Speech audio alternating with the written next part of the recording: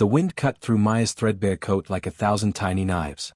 She pressed herself against the brick wall of the closed bakery, trying to disappear into the shadows as another group of late-night revelers stumbled past. Their laughter echoed down the empty street, a reminder of a world she no longer belonged to. 3 months ago, she had an apartment, a job, friends who called on weekends. Now she had a backpack, 2 changes of clothes, and the constant gnawing fear that tomorrow might be worse than today. Her stomach cramped with hunger. The sandwich she'd found in a cafe trash bin that morning was a distant memory. Maya pulled her knees to her chest and tried to remember what warmth felt like. The city had turned brutal as December arrived, and the shelters were always full by the time she got there. Too many people, too few beds, too much need spreading across concrete and desperation. She closed her eyes, but sleep wouldn't come. Every sound made her jump.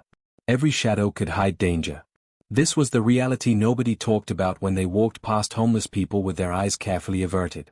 The cold wasn't romantic or character-building. It was relentless and cruel, seeping into your bones until you couldn't remember ever being warm. Around midnight, Maya forced herself to move. Staying still meant freezing, and freezing meant death. She'd seen it happen to others, their bodies discovered in doorways like discarded newspapers. She walked through the quiet neighborhoods on the edge of town, where houses sat dark and comfortable behind their locked doors. Here, families slept in beds with thick blankets, never knowing how precious that simple safety was. That's when she saw the stable. It sat behind a large property, partially hidden by trees. The main house was dark except for a single upstairs window. Maya approached carefully, her heart pounding. The stable door wasn't locked. Inside, she found 3 horses in their stalls, their body heat making the space almost comfortable compared to the brutal wind outside. Hay bales were stacked against one wall. It smelled of animals and earth and possibility. She knew this was trespassing. She knew she could be arrested, or worse. But the alternative was another night on the streets, and Maya wasn't sure she'd survive it. She climbed onto the hay bales in the far corner, making herself as small as possible. The horses shifted and breathed, their presence oddly comforting. For the first time in weeks, Maya felt almost safe. Sleep came quickly, heavy and dreamless. She woke to early morning light filtering through the gaps in the wooden walls and the sound of the stable door opening. Maya's eyes flew open, her body flooding with panic. A man stood in the doorway, silhouetted against the dawn. He was tall, probably in his 50s, wearing work clothes and boots. He stood perfectly still, staring directly at where she huddled in the corner. Maya scrambled to her feet, nearly falling off the hay bales. "I'm sorry," she stammered, grabbing her backpack. "I was just cold. I didn't touch anything. I'm leaving right now." Her hands shook as she tried to shoulder her bag, expecting him to yell, to call the police, to chase her off like others had done. But the man didn't move. He studied her with an expression she couldn't read. Finally, he spoke, his voice surprisingly gentle. "When did you last eat?" The question caught Maya completely off guard. She opened her mouth, then closed it. Tears burned behind her eyes. Nobody had asked her that in so long. Nobody had looked at her like she was a person who mattered. "Yesterday morning," she whispered, unable to lie. The man nodded slowly, his jaw tight. He turned and walked toward the stable entrance, and Maya thought he was leaving to call the authorities. Instead, he paused in the doorway and looked back at her. "The horses need feeding," he said quietly. "And the stalls need mucking out. If you want breakfast, help me with the work first." Then he disappeared into the morning light, leaving Maya standing there, shocked and uncertain, wondering if she'd just been offered something that felt dangerously close to hope. Maya's hands trembled as she followed the man outside. He was already at a storage shed, pulling out buckets and tools. The morning air was crisp and cold, but the rising sun promised warmth that the night had denied her. She stood awkwardly, unsure what to do, feeling like an intruder in a world where she didn't belong. "I'm Daniel," the man said without looking at her, handing her a bucket. "The feed is in those bins. Each horse gets 2 scoops. Don't let thunder intimidate you." He acts tough but is gentle. He demonstrated with quick, efficient movements that came from years of routine. Maya watched carefully, committing every detail to memory. This wasn't charity. This was a transaction. Work for food. She understood transactions. The horse Daniel called Thunder was a massive chestnut gelding who eyed her suspiciously as she approached his stall. Maya's experience with horses was exactly 0, but she wasn't about to admit that. She needed this breakfast more than she needed pride. She scooped the feed as she'd seen Daniel do, her movements clumsy but determined. Thunder snorted, making her jump, but he ate peacefully enough. The other two horses were smaller, friendlier. One was a gray mare named Misty who nuzzled Maya's shoulder, searching for treats. The other was a young bay called Copper who pranced in his stall with youthful energy. Maya felt something unexpected as she fed them, a tiny spark of purpose. These animals depended on someone showing up, doing the work, keeping them safe and fed. Just like she depended on kindness that seemed increasingly rare. Mucking out the stalls was harder.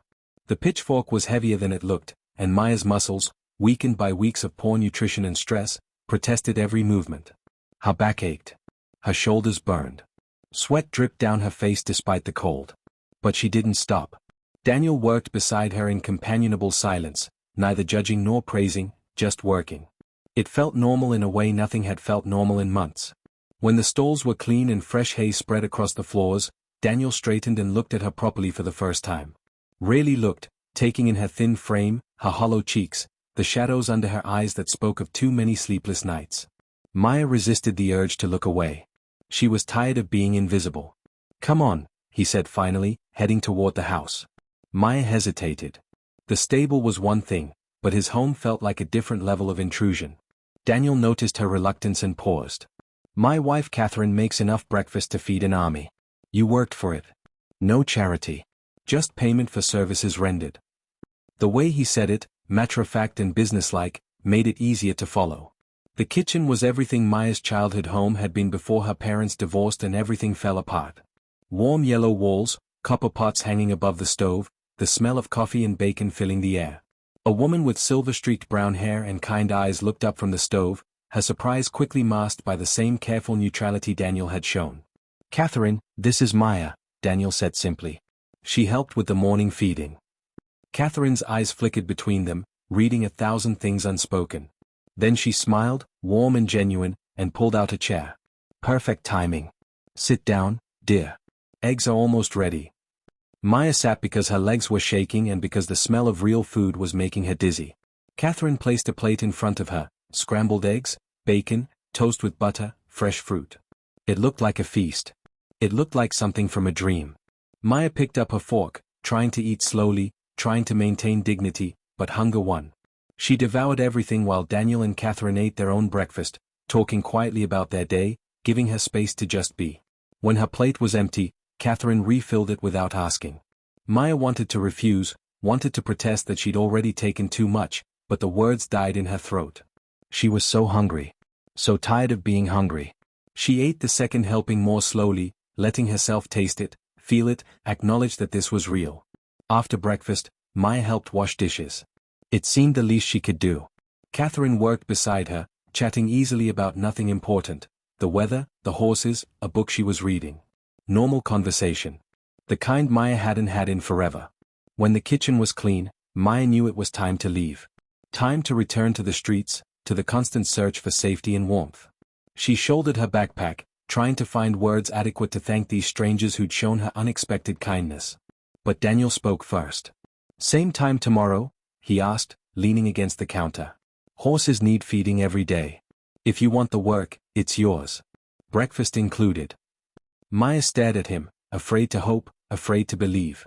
"Every day," she whispered. Daniel nodded. "Every day. As long as you show up and do the work." Catherine touched her husband's arm gently, a gesture of approval and love. Maya felt tears threatening again, but this time they weren't from despair. "I'll be here," she promised, her voice stronger than it had been in months. "I won't let you down." Maya arrived at the stable at dawn the next morning, terrified that yesterday had been a dream or a one-time kindness that wouldn't repeat. But Daniel was already there, setting out the feed buckets like he'd been expecting her. He nodded once, a gesture of acknowledgement, and they fell into the rhythm of work. No questions about where she'd slept, no prying into her circumstances. Just horses to feed, stalls to clean, honest work that made her muscles ache and her mind quiet. The days developed a pattern. Maya would arrive before sunrise, shivering from whatever doorway or park bench had been her shelter for the night. She and Daniel would work side by side, their conversations limited to the tasks at hand. Thunder needed his hoof checked. Misty was acting restless. Copper had knocked over his water bucket again. Simple problems with simple solutions. After the work came breakfast in Catherine's warm kitchen, the meal that kept Maya going through the long, difficult hours that followed. Catherine never asked direct questions, but she paid attention in ways that mattered. When she noticed Maya's coat was held together with safety pins, a thick winter jacket appeared on the coat rack by the door. "Found this in the closet," Catherine said casually. "Never fit me right. Might as well get some use."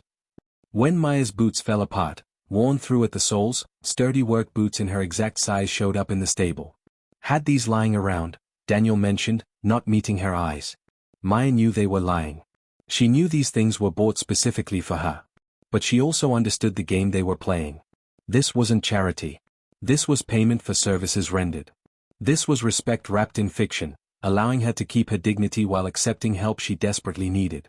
So she said thank you, wore the coat and boots, and worked harder than ever to prove she was worth their investment. 3 weeks into this routine, Maya was finishing up with Copper's stall when she heard voices outside. Through the stable door, she saw a well-dressed couple talking to Daniel, gesturing at the horses. Potential buyers, she realized, or maybe people interested in boarding their own horses here. She stayed quiet, not wanting to interfere with Daniel's business. But she couldn't help overhearing their conversation. "We heard you might have space," the woman said. "Our daughter just started riding lessons. We're looking for a place to board her mare." Daniel glanced toward the stable, toward where Maya was working. Something shifted in his expression. "Actually," he said slowly, "I'm not taking new boarders right now. Focusing on my own horses for the time being." The couple looked disappointed but accepted his answer and left. Maya emerged from the stable, confused. She'd seen the empty stall at the far end, big enough for another horse. She'd heard Daniel and Catherine discussing finances over breakfast, the costs of maintaining the property and animals. A boarding fee would help them. So why turn down good money? Daniel must have seen the question in her eyes. He turned away, checking Thunder's tack with more attention than necessary. "That empty stall is reserved," he said quietly. "Got other plans for it." He didn't elaborate, and Maya didn't push. But something warm bloomed in her chest, a feeling she was afraid to name. That night was particularly brutal. The temperature dropped below freezing, and the shelter was full again. Maya huddled in a parking garage, trying to stay warm, counting the hours until dawn when she could return to the stable. Her teeth chattered so hard she bit her tongue. Her fingers went numb inside her new gloves. She thought about the horses in their warm stalls, thought about the hay bales where she'd spent that first night, and made a decision. She arrived at the stable at 4 in the morning, hours before Daniel would appear. The horses nickered softly in greeting, recognizing her now. Maya climbed onto the hay bales in the corner, the same spot she'd occupied that first desperate night. She didn't plan to make a habit of this. She just needed to survive tonight, this brutal cold that felt like it could kill her. She woke to find Daniel standing in the stable entrance again, exactly like that first morning. But this time, his expression wasn't surprised. It was something else. Something sad and knowing. Maya scrambled up, apologies ready, but Daniel raised a hand to stop her. "How long?" he asked simply. "How long have you been sleeping rough?" Maya's defenses rose automatically. "I'm fine. I just needed somewhere warm for one night. It won't happen again." But Daniel shook his head. "That's not what I asked." "How long, Maya?" The gentleness in his voice broke something in her. The wall she'd built to survive these months cracked wide open. 4 months, she whispered. "I lost my job. Couldn't pay rent. My landlord evicted me. I tried the shelters, but there's never enough space. I tried everything, and I ended up here, sleeping in your stable because I couldn't think of anywhere else to go." The words tumbled out, raw and honest, all the shame and fear she'd been carrying alone. Daniel was quiet for a long moment. Then he walked to the empty stall at the far end of the stable. "Been meaning to convert this," he said, his voice rough. "Put in some insulation, a proper door. Maybe a small heater. Winter gets cold, and sometimes horses need special care. Could use someone here at night, keeping an eye on things." He turned to look at her directly. "Someone I trust." Maya's heart hammered in her chest. "Daniel, I can't ask you to do that." He smiled slightly, the first real smile she'd seen from him. "You're not asking. I'm offering. You work hard. You care about the horses. Catherine and I have been talking. That stall could be yours, if you want it. Not permanent, just until you get back on your feet. But it's warm, it's safe, and nobody should sleep outside in this cold." Tears streamed down Maya's face, hot against her frozen cheeks. "Why?" she managed to ask. "Why would you help me like this?" Daniel's expression softened. Because everyone deserves a chance, he said quietly. Because you showed up every day and worked hard even when you were exhausted. Because Catherine and I have been where you are, and we remember what it felt like when someone gave us a hand up instead of a handout. He paused. What do you say, Maya? Want to stay? The transformation of the empty stall took a week. Daniel worked on it during the day while Maya handled her regular stable duties, and Catherine appeared with curtains, a small lamp, and blankets that smelled of lavender. They installed foam insulation on the walls, put in a wooden floor raised slightly off the concrete, and added a space heater that clicked on when the temperature dropped too low. It wasn't an apartment. It wasn't even a proper room. But it was hers, and it was warm, and it was the most beautiful thing Maya had seen in months. Her first night in the renovated stall, Maya lay on the cot Catherine had brought, wrapped in thick blankets, and cried. Not from sadness this time, but from overwhelming relief. The horses breathed peacefully in their stalls. The heater hummed its gentle rhythm. For the first time since this nightmare began, she felt safe enough to truly sleep. When morning came, she woke naturally rather than jerking awake at every sound, and the difference was profound. With shelter secured, other things became possible. Daniel started paying her a small wage for the stable work, insisting it was only fair since she was there full-time now. Maya protested, arguing that room and board were payment enough, but he was stubborn. You work, you get paid, he said firmly. That's how it works in the real world. You're an employee now, not a charity case. The money wasn't much, but it was everything. Maya opened a bank account, something she'd lost when her previous account was closed for inactivity. She bought toiletries, new socks, a phone charger for the battered phone she'd managed to keep. Small things that most people took for granted but that marked the difference between surviving and living. She started to remember what it felt like to be a person again, not just a problem to be solved or ignored. Catherine suggested Maya use their address for mail, and suddenly possibilities expanded. She could apply for jobs again. She could start rebuilding the pieces of her life that had shattered. Every evening after the horses were settled, Maya sat in her small corner of the stable with a borrowed laptop, sending out resumes and applications. Rejections came back regularly, but she kept trying. Persistence was something she'd learned well on the streets. The horses became her companions in ways she hadn't expected. Thunder, despite his intimidating size, would rest his massive head over his stall door while she worked, watching her with liquid brown eyes full of gentle curiosity. Misty nickered whenever Maya entered the stable, demanding attention and affection. Copper, the energetic youngster, made her laugh with his antics, bucking and playing in his stall whenever she brought fresh hay. They know, Catherine said one morning, watching Maya brush Misty with practiced strokes. Animals can sense when someone truly cares. They trust you. Maya paused, her hand resting on Misty's warm neck. I never thought I'd end up here, she admitted quietly. Working with horses, living in a stable. This wasn't the plan for my life. Catherine settled onto a hay bale, her expression thoughtful. Plans change, she said gently. Daniel and I, we were corporate lawyers in the city 30 years ago. Expensive suits, fancy offices, killing ourselves with stress. Then Daniel had a heart attack at 45, and we realized we were living someone else's dream. She smiled at the memory. We sold everything, bought this property, learned about horses from scratch. Best decision we ever made. Maya absorbed this, seeing Daniel and Catherine in a new light. They weren't people who'd always had it figured out. They were people who'd rebuilt their lives from scratch, just like she was trying to do. Did people think you were crazy? She asked. Catherine laughed. Oh, absolutely. Our families were horrified. Friends said we were throwing away our careers. But we knew what we needed, and we had the courage to reach for it. That conversation stayed with Maya as winter slowly gave way to early spring.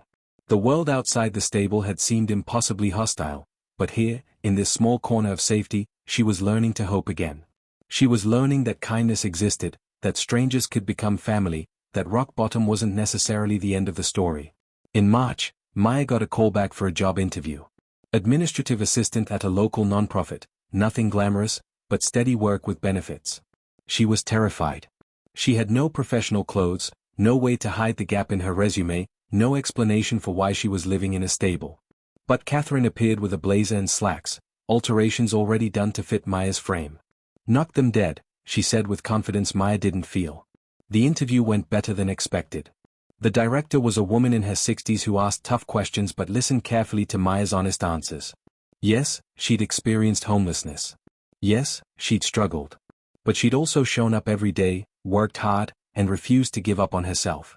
The director nodded thoughtfully and promised to call within a week. 5 days later, Maya got the job. When she told Daniel and Catherine, their joy was as genuine as if their own daughter had succeeded.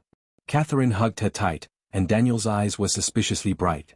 That night, they celebrated with a special dinner, and Maya realized something profound: these people loved her. Not because she was perfect or because she had everything figured out, but because she'd been brave enough to accept help and determined enough to use it wisely. "I don't know how to thank you," Maya said, her voice thick with emotion. "You saved my life. Both of you." Daniel shook his head firmly. "You saved your own life. We just provided the stable. You did the work, showed up every day, kept fighting. That was all you, Maya. Don't forget that." But Maya knew the truth.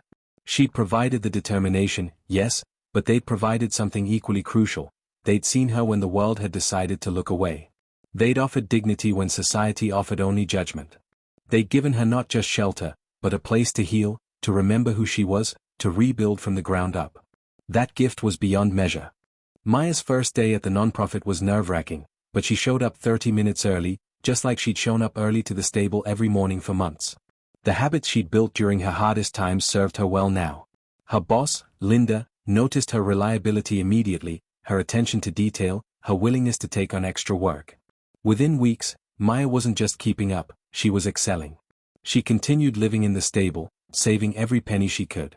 Daniel and Catherine told her she could stay as long as she needed, but Maya had plans. Goals. For the first time since everything fell apart, she could see a future that didn't terrify her. She opened a savings account and watched it grow slowly but steadily. Each deposit felt like reclaiming another piece of herself. The horses remained her therapy, her grounding force. After long days at the office, she'd return to the stable and lose herself in the simple rhythms of their care. Brushing, feeding, cleaning, talking to them about her day like they were old friends. Thunder still watched her with his knowing eyes. Misty still demanded affection. Copper, growing calmer as he matured, had become a reliable companion. They'd been witnesses to her transformation, silent supporters through every stage. Summer arrived, bringing warmth and longer days. Maya celebrated her 6-month work anniversary with a performance review that included a raise and praise that made her chest tight with pride. She was contributing again, making a difference, proving her worth. The woman who'd slept in doorways and dug through trash bins for food felt like someone from another lifetime, yet Maya carried those memories carefully. They taught her things she needed to know about resilience, about grace, about the thin line between stability and disaster. One evening, Catherine found her in the stable office, looking at apartment listings on the laptop. Maya had saved enough for first month's rent and a security deposit, plus a small cushion for emergencies. The numbers that had once seemed impossible now felt achievable. "Found something?" Catherine asked gently, settling into the chair beside her. Maya nodded, showing her a small studio apartment in town. Nothing fancy, but clean and affordable. "I think I'm ready," she said, surprised by the mix of excitement and sadness in her voice. "I'll miss this place. Miss the horses. Miss you and Daniel." Catherine's eyes were warm with understanding. "We'll miss you too. But Maya, you were never meant to live in a stable forever. This was a stepping stone, and you've used it exactly as you should." "I feel guilty," Maya admitted. "Like I'm abandoning you after everything you've done for me." Catherine took her hand, her grip firm. "Listen to me carefully. You owe us nothing. What we gave you was freely given, no strings attached. The best way to honor that gift is to use it to build the life you deserve. Move into that apartment. Keep growing. Keep building. That's what makes us happy." Maya signed the lease the following week. Her move-in date was set for the 1st of August, and as that day approached, she felt the strangest combination of grief and joy. Leaving the stable meant leaving safety, leaving the cocoon that had protected her during her most vulnerable time. But it also meant stepping fully into independence, proving she could stand on her own 2 feet. Daniel and Catherine helped her move, which took all of 15 minutes given how few possessions she had. The studio was small but bright, with a window overlooking a park where children played. Maya stood in the center of her empty apartment, overwhelmed by the reality of it. Her own place. Her own space. Hers. "Don't be a stranger," Daniel said gruffly, hugging her tight. "Horses still need feeding, and we could use help on weekends if you're available." Maya hugged him back, understanding what he was really saying. "Your family now, and family doesn't disappear just because circumstances change. She established a new routine. Weekday mornings she went to work, evenings she built her small life in her small apartment. Weekends she returned to the stable, helping with the horses and sharing meals with Daniel and Catherine. It was the best of both worlds: independence and community, self-reliance and connection. Months passed. Maya furnished her apartment piece by piece from thrift stores and garage sales. She reconnected with a few old friends, cautiously rebuilding bridges she thought were permanently burned. She started a savings account specifically for emergencies, determined never to be caught unprepared again. She sponsored a child through the same nonprofit where she worked, wanting to pass forward some of the generosity that had been shown to her.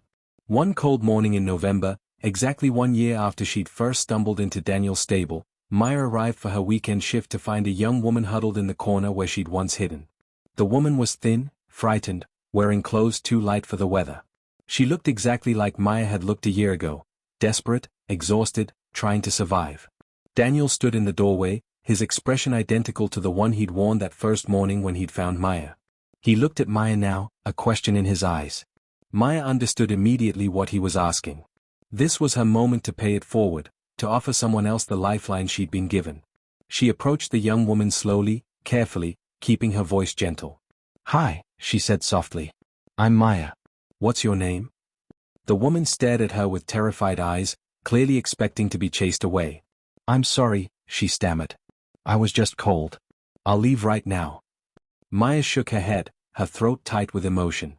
"The horses need feeding," she said, echoing the words Daniel had spoken to her. "And the stalls need mucking out. If you want breakfast, help us with the work first." She extended her hand, offering connection, offering hope, offering the same chance she'd been given. The woman stared at Maya's outstretched hand like it was something magical and impossible. Then, slowly, she took it. Her grip was weak, her hand cold, but she held on. Maya helped her to her feet, seeing herself in this stranger's eyes, understanding in her bones what this moment meant. As they walked toward the feed room together, Daniel caught Maya's eye and nodded once, a gesture of approval and pride.